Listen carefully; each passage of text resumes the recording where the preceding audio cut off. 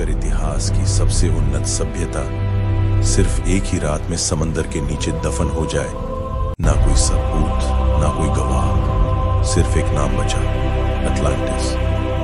लेकिन सवाल यह है, क्या अटलांटिस सच में मौजूद था, या ये इतिहास का सबसे खूबसूरत झूठ है? हजारों सालों से अटलांटिस का नाम इंसान के दिमाग को परेशान करता आया है। कुछ लोग कहते हैं ये सिर्फ एक मिथक है, और कुछ कहते हैं अटलांटिस असली था, बस हमने उसे ढूंढना छोड़ दिया। अगर ये सिर्फ कहानी होती तो इतनी सभ्यताएं इसका जिक्र क्यों करती? अटलांटिस का पहला लिखित जिक्र यूनानी दार्शनिक प्लेटो की रचनाओं में मिलता है। प्लेटो के अनुसार अटलांटिस एक द्वीप था, अपने समय से कई सौ साल आगे।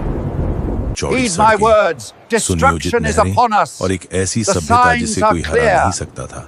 लेकिन जैसे जैसे ताकत बढ़ी, वैसे वैसे घमंड भी बढ़ता गया। प्लेटो लिखते हैं, एक रात भयानक भूकंप आए, समंदर में जबरदस्त तूफान उठा और अटलांटिस समंदर में डूब गया। शहर डूब गए, लोग बह गए और एक पूरी सभ्यता हमेशा के लिए खो गई। अगली सुबह हुई, लेकिन अटलांटिस कभी वापस नहीं आया।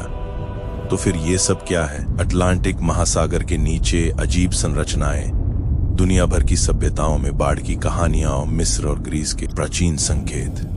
क्या ये सब सिर्फ संयोग है, या अटलांटिस का कोई हिस्सा आज भी समंदर के नीचे सो रहा है? कुछ वैज्ञानिक मानते हैं कि अटलांटिस असल में सेंटोरिनी द्वीप हो सकता है, जहां एक भयानक ज्वालामुखी विस्फोट ने पूरी सभ्यता को मिटा दिया।